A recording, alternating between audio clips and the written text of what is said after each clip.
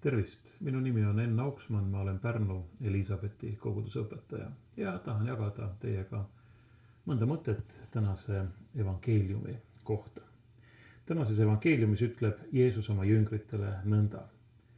Ma ütlen teile, kui teie õigus pole palju parem kirjatundjate ja variseride omast, siis te ei saa taevariiki.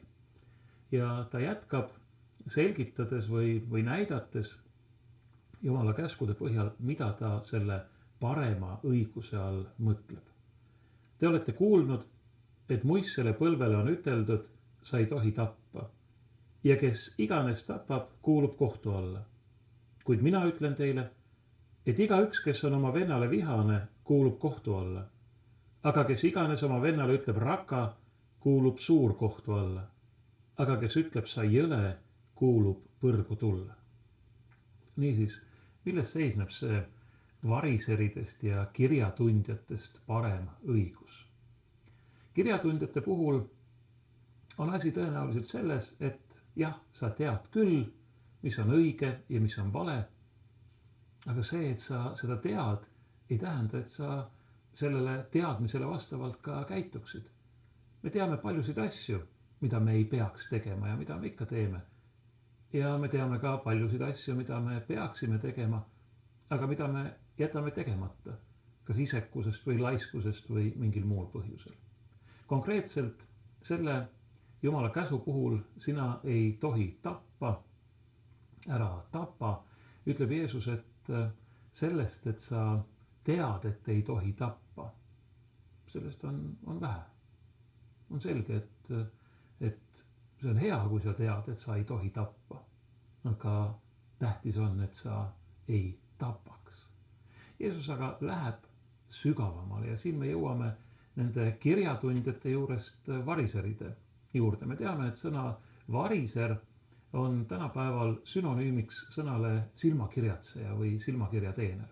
See ei tähenda, et Jeesuse aegsed variserid oleksid seda ilmtingimata olnud, aga ma arvan, et siin on põhjust, mille üle järele mõelda. Mida Jeesus siin tõenäoliselt, aga palju olulisemal viisil silmas peab, on see, et ühegi Jumala käsu puhul ei tohiks me jääda ainult selle pealispinnale. Sa ei tohi tappa. Hea küll, ma ei tapnud täna, kas ma olen olnud täna selle pärast kuidagi eriliselt hea inimene. Aga samal ajal mõelnud halba mõnest oma ligimesest. Nii et see välja ei paista või et see kuidagi tegudes ei väljundu. Ei. Kui sa juba soovid halba, kui sa mõtled halba mõnele oma ligimesele, siis sellega sa vähemalt mõttes oled juba selle patu sooritanud, sellest Jumala käsust üle astunud. Sest et sa ei tohi tappa, see käsk, tõsi küll, esmalt keelab just nimelt selle, mida ta nimetab tapmise, mõrva. Aga edasi, see tegelikult peaks meid panema mõtlema sellele, et aga miks? Miks?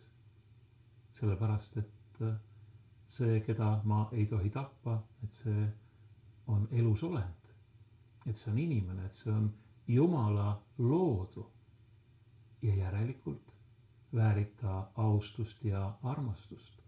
Mitte põlgust ega pahatahtlikku suhtumist, vaid positiivselt, reaalselt austust ja armastust.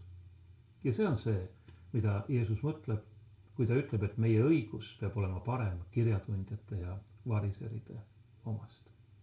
Soovin teile kõigile head päeva või mis kellaajal te iial seda videot vaatate. Rohket Jumala õnnistust, kohtumiseni.